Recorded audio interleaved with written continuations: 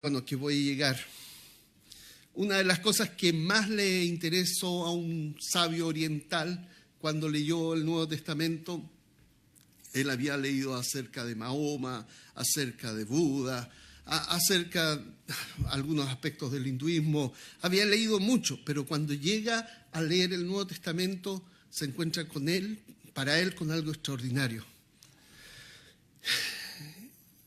¿Qué es lo extraordinario? Que el Espíritu de Dios, Dios mismo, viene a hacer morada en nuestro cuerpo. Nuestro cuerpo, tu cuerpo, es morada de Dios mismo, del Espíritu de Dios. Y este hombre, este sabio oriental, dijo, eso no lo encuentro en ninguna religión. Que Dios mismo diga que el cuerpo de su seguidor, de los que le creen, es templo del Espíritu Santo, no lo he encontrado en ningún lugar. Aún en algunos sectores, algunos psicólogos, pseudopsicologías dirían algunos, dicen, tienes que escuchar el Dios interno, tu Dios interior. No sé si han escuchado esa tontera, pero es muy en esta sociedad secular con caracteres de espiritualoide, te dicen, tú tienes que hacer surgir tu Dios interior, ¿ya? Tú debes escuchar a tu Dios interno. Y entonces establecen al hombre, al ser humano, como si fuera el Dios de su propia vida, y sacan de cuajo cualquier posibilidad de que el Espíritu de Dios, Dios mismo, venga a vivir en nosotros. El cristianismo no dice que escuches al Dios interior. El cristianismo te dice, el Espíritu Santo vino a ser morada en ti. Dios mismo habita en ti. Y tu cuerpo y los miembros de tu cuerpo han de asumir esa realidad. No debes presentar tus miembros de tu cuerpo como esclavos del pecado, sino que debes presentar los miembros de tu cuerpo como esclavos de la justicia y o rectitud de Dios. Y el resultado de presentar los miembros de tu cuerpo a la justicia de Dios es la santificación.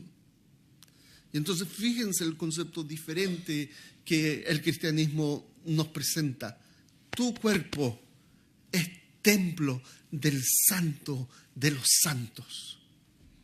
E inclusive más, cuando el apóstol Pablo dice, veamos en 1 Corintios capítulo 6, versículos 15. Lo dije hace un tiempo atrás, Corintios tenía un serio problema en la iglesia de Corintios. Quizás algunos dicen que eran miles de personas en la iglesia, pero tenían un problema serio porque era el centro de la prostitución del imperio corintio. La zona donde estaba Corintio era el centro de la prostitución, con templos sagrados dedicados a la prostitución. Y entonces los hermanos de la iglesia, más de alguno, iba tras aquellas prostitutas. Y fíjense lo que el apóstol Pablo les dice a aquellos hermanos. ¿No sabéis que sus cuerpos son miembros de Cristo? ¿Tomaré acaso los miembros de Cristo y los haré miembros de una ramera, de una prostituta? De ningún modo. ¿O no sabéis que el que se une a una ramera es un cuerpo con ellas? Porque él dice, los dos vendrán a ser una sola carne, pero el que se une al Señor es un espíritu con él. Huyan de la fornicación. Todos los demás pecados que un hombre comete están fuera del cuerpo, pero el fornicario peca contra su propio cuerpo. ¿O no sabéis que su cuerpo es templo del Espíritu Santo que está en ustedes, el cual tienen de Dios, y que ustedes no se pertenecen a sí mismos? Acá es algo que debes tener claro. Tú no te perteneces a ti mismo. Mi cuerpo, mi decisión. No, en el cristianismo no corre eso. Mi cuerpo no me pertenece a mí mismo. Mi ser entero no me pertenece a mí mismo. ¿A quién le pertenezco? Soy de Dios. He sido comprado y el precio de la adquisición fue la sangre del Hijo de Dios.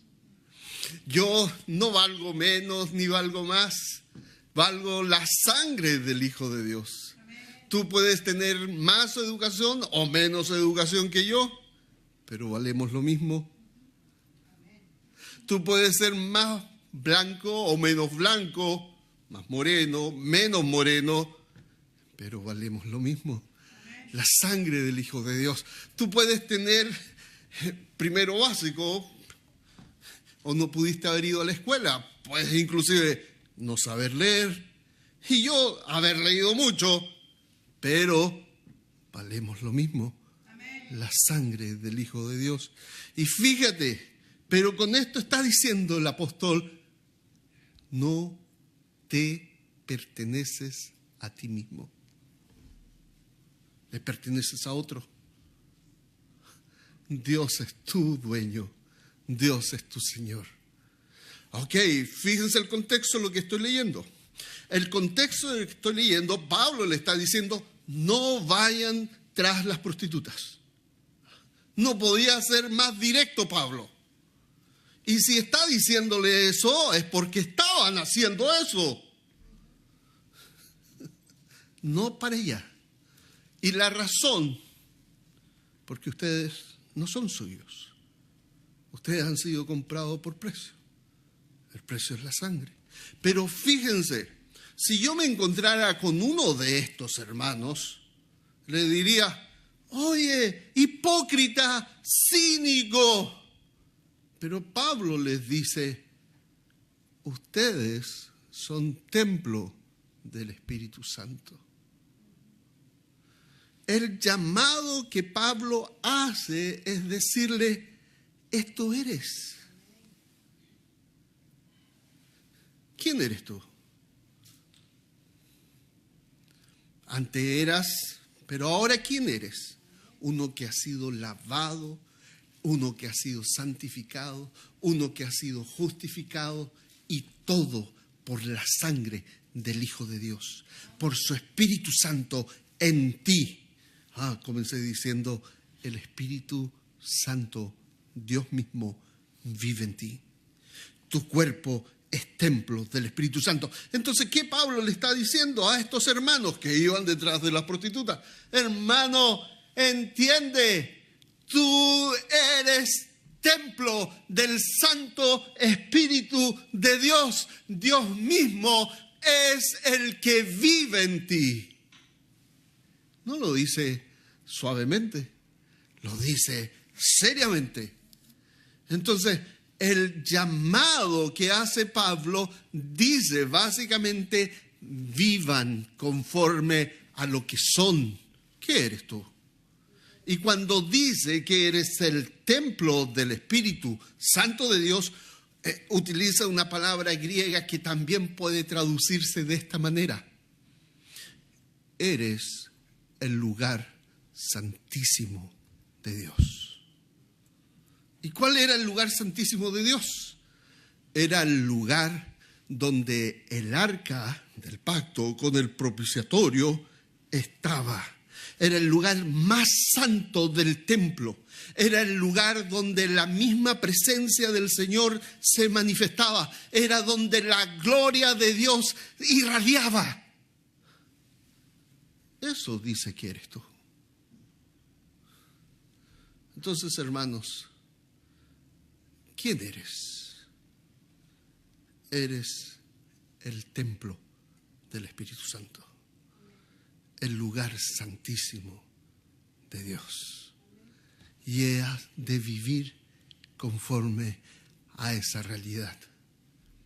Lo interesante como comienza esta porción en el capítulo 6, verso 12, todas las cosas me son lícitas, pero no todas son de provecho. Todas las cosas me son lícitas, pero yo no me dejaré dominar por ninguna. Ahí cabe todo lo que es nuestras conductas adictivas o tus conductas adictivas. Un joven me decía, pero ¿qué tiene fumarse un cigarro? Es que tú eres templo del Señor, pero ¿qué tienes? ¿Un cigarro una vez al mes, una vez al año? Bueno, sí, está bien, está bien. Ya, sí, y me he citado este versículo. Sí, tienes razón, sí. Pero ¿cuál es el riesgo? El riesgo es que no me quedo con un cigarro. Me quedo 2, 3, 4, 5, y después pueden ser 10 al día. Y lo que era un juego pasó a ser lo que domina mi vida. Todo esto, hermanos y hermanas, un problema aquí en Estados Unidos, la comida. Lo mismo aplica. Y aquí el contexto, ¿cuál es? El sexo. ¿Y qué más decir? No me dejaré dominar de nada. ¿Qué más decir de la droga, de la cocaína, del crack o de cualquier otra droga? Hermano, todo esto te está diciendo, eres templo del Espíritu Santo. El Santo Dios vive en ti. Tú eres el lugar santísimo de Dios. Vive de acuerdo a esa dignidad. Dignidad que no es tuya. Dignidad que te fue dada por pura gracia de Dios. Dignidad que no te pertenece. Tú no eres digno de presentarte delante de Dios como su adorador. Tú no eres digno de venir y participar de la cena del Señor. Pero Él es digno de ser obedecido. Él es digno de hacer conforme lo que a Él ha dicho. Si Él dice que hagamos algo, no es por nuestra dignidad, es porque Él es digno de ser obedecido. Entonces, como dije, Pablo usa el término griego es naos, que se describe en el Antiguo Testamento como lugar santísimo de Dios. Ahora, es cierto, las pasiones nos llevan a caminos que no deberíamos andar. Entonces, hermanos, y aquí tengo que ser franco y directo. Hermanos,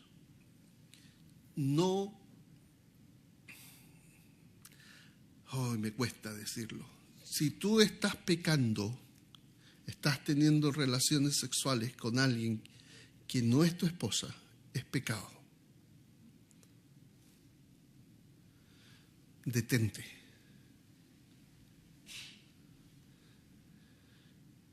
Especialmente los jóvenes. Pero por otro lado, ¿sabes qué?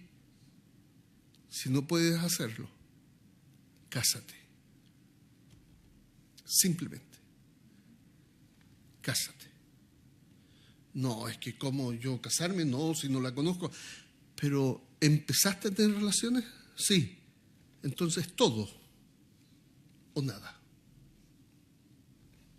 Todo contigo o nada contigo. ¿Cómo así?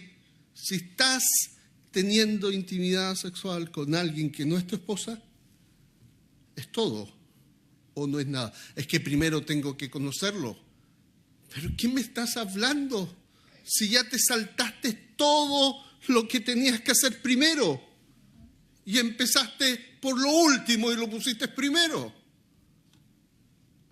Si te estás quemando, si estás caminando por un camino que no debes andar y no puedes detenerte, haz todo lo necesario y cásate. Y fíjate, acá los papás me van a decir y me van a odiar, aún a costa de la oposición de tus padres. ¿Pero cómo? Sí. Porque ya te metiste en un camino que no te puedes detener por ti mismo. O te detienes o continúas. O es todo o es nada. ¿Está claro?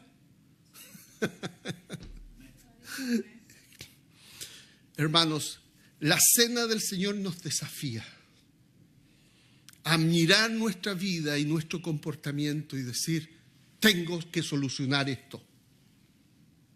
Porque yo estoy testificando con mi boca y con este acto de que pertenezco al Señor. Pero en mi intimidad, en mi pecado personal, estoy diciendo, yo soy mi Señor. Y eso no debe pasar.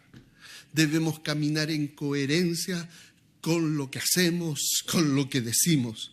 Debemos vivir en integridad, no porque nosotros seamos mejores que otros, sino porque Dios al que servimos y el que habita en nosotros es el Dios santo que nos ha rescatado para vivir santamente.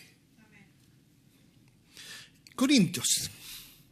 Fíjense, una de las cosas que pasaba en Corintios, Primera de Corintios capítulo 5. Los hermanos de Corinto, era una iglesia, lo voy a decir de esta manera, a todo esto. Cuando nosotros decimos que no somos como ellos, somos peores que ellos. ¿Ya? Porque nos llenamos de orgullo y decimos, no, estas cosas no pasan entre nosotros y no van a pasar nunca. ¿Ya? Caemos en el orgullo. Bueno, la iglesia de Corinto, si fuera una iglesia acá en el siglo XXI, sería una iglesia carismática, pentecostal diría en Chile.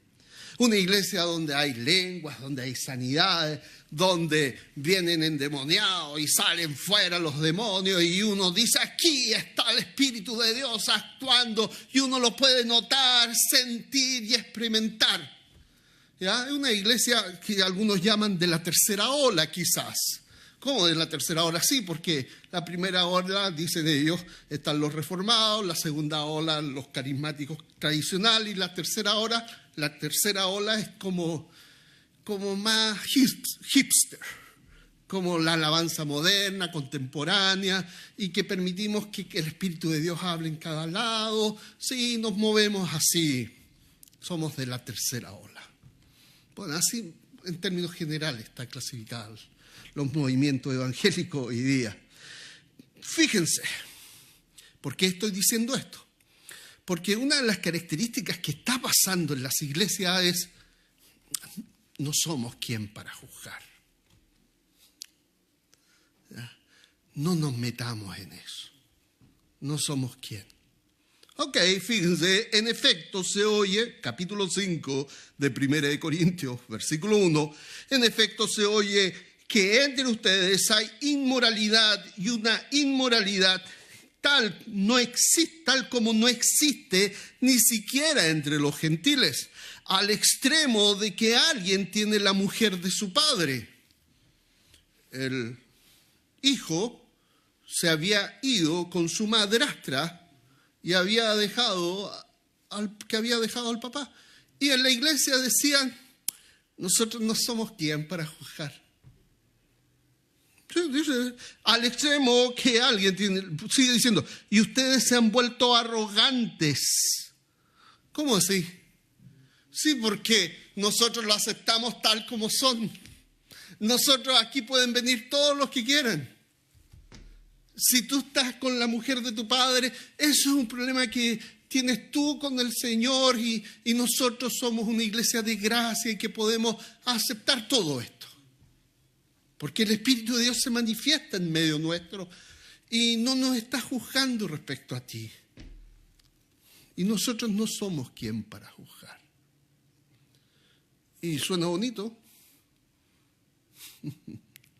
Bueno, lamentablemente hay ciertas congregaciones, y esperemos que nosotros no lleguemos a ser una como esta, pero siempre estamos en riesgo en llegar a ser una como esta, que nos sentimos envanecidos o arrogantes respecto a aceptar ciertos comportamientos que no deben ser aceptados.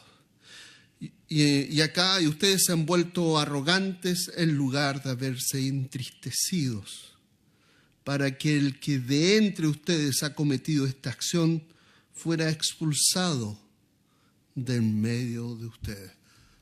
Pablo, expulsar a alguien porque se involucró con la con la madrastra. No, pero ¿cómo tan poca gracia en Pablo? Note, el Espíritu del Señor está hablando a través de Pablo. ¿Y nosotros qué hemos de hacer? Ser el ejemplo de esto.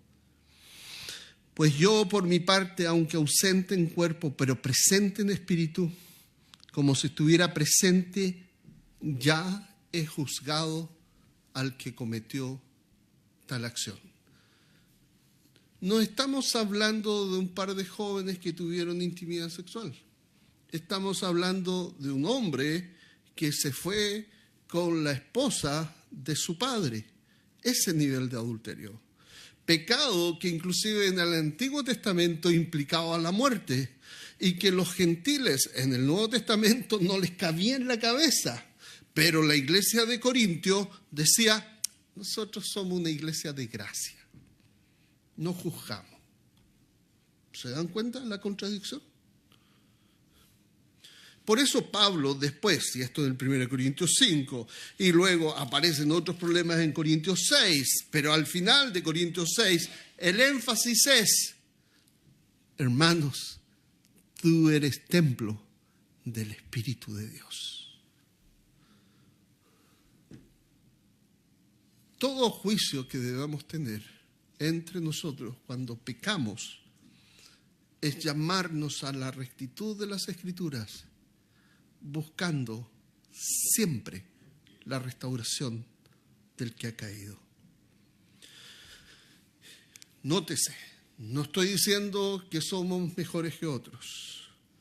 Estoy diciendo que al Dios que servimos nos demanda cierto tipo de comportamiento y que cuando pecamos debemos buscar la restauración. Pero si tú no escuchas, debemos decirte, un gusto haberte conocido. Siga participando en otro lado. ¿Por qué? Porque nos debemos someter unos a otros. ¿Por qué? Porque somos miembros los unos de los otros, del mismo cuerpo. Y vuelvo a decir lo que dije al comienzo. El Espíritu de Dios vive en ti. Si eso lo pudieras entender. Dios hizo una fiesta y te sentó a la mesa y te dio a comer del sacrificio de la cruz. No hoy día cuando celebramos la Cena del Señor. Te sentó a la mesa. Estás sentado en Cristo, con Cristo en los lugares celestiales, participante de la mesa de Dios en el momento de tu conversión. Tú ya estás sentado a la mesa con Dios. Tienes que asumir eso. Y como participante de la mesa de Dios, debes decir, Cristo me cambió. Ya no soy el que ya era. Pero si caminamos por caminos que no debo andar, por adicciones que siempre van a estar tratando de saltar sobre mí, entonces yo tengo que decirle, no, para allá no voy. Mi camino es este, el de las Escrituras. Pero hermanos, tenemos un serio problema. ¿Estás leyendo tu Biblia todos los días? ¿Estás orando todos los días? ¿Estás meditando en la palabra de Dios todos los días? ¿Estás alimentándote del libro santo que Dios nos ha dado? Si no es así, el hombre interior no se va a someter al Espíritu de Dios. Tú sabes que Esto lo aprendí en este semestre en el seminario y me explotó la cabeza. Decía el profesor, el ministerio de Cristo fue un fracaso. ¿Cómo? Resucitó muertos, sanó leprosos, dio vista a ciegos, echó fuera demonios, pero al final de su ministerio, previo a su muerte, nadie lo seguía. ¿Y eso no es un fracaso? Y entonces el profesor continuaba y decía, lo que ocurre es que el Espíritu Santo no estaba en la vida de las personas que lo escuchaban. Cuando Cristo resucita y envía al Espíritu Santo, el Espíritu Santo abre los ojos, ilumina su mente y pueden ver lo que antes no podían ver. Y se convirtieron 3,000 y después otros miles y después otros. ¿Por qué? Porque el Espíritu de Dios iluminó el corazón y las mentes donde había oscuridad. Amén. Hermanos, tú tienes el Espíritu del Señor. Esto no se trata de inteligencia. Esto no se trata de capacidad intelectual. E inclusive en Apocalipsis capítulo 1 dice, bienaventurado el que oye las palabras. Me llama la atención, la primera vez que prediqué, tenía 15 años, de ese versículo, prediqué con un hombre de unos 70 años y yo dije, bienaventurado el que lee. Y ese hombre me dijo, delante de todos, de la congregación, me dijo, el texto no dice el que lee, dice el que oye. No importa si no sabes leer. ¿Tú la oyes? Hoy día tenemos nuestro smartphone donde está la palabra de Dios grabada en todos los idiomas que quieras. Bienaventurado el que oye y guarda. Ya no es argumento que no sé leer. Entonces, hermanos, ¿qué estoy diciendo con todo esto? Estoy diciendo que el Espíritu Santo vive en ti y una de las cosas que hace el Espíritu, alumbrarte. Y si te falta sabiduría, nos dice Santiago, pídele a Dios, al Padre de las luces, Él te la va a dar. Y no te canses de pedir sabiduría. ¿Para qué? Para entender lo que las Escrituras nos tiene que decir. Porque otra vez digo, ¿quién vive en ti? El Espíritu de Dios. No eres tuya, no eres tuyo, no te perteneces. ¿Tú a quién le perteneces? A Dios. Entonces, ¿cómo debes de vivir? Como de pertenencia de Dios. Como es digno del Evangelio, al cual tú has creído y el cual tú proclamaste hoy día. ¿Y cuál es la dignidad de este Evangelio? Que Jesús es el Cristo, murió por mis pecados, que resucitó, que subió a los cielos, que se presentó ante el Padre y yo iba detrásito de Él. Tú ibas detrásito de Él, marcado por la sangre del Hijo de Dios el camino. Tú entraste en el lugar santísimo y te sentaste en los lugares celestiales. Vive esa ciudadanía en tu vida, porque eres ciudadano de los cielos. Hermanos, de nuevo digo lo que al comienzo dije. Tú eres templo, el lugar santísimo del Señor nuestro Dios. Oremos, hermanos. Señor, te damos gracias por tu palabra. Te damos gracias porque encontramos ánimo. Gracias por el perdón que tenemos, porque tú nos has lavado con la sangre de Cristo. Y por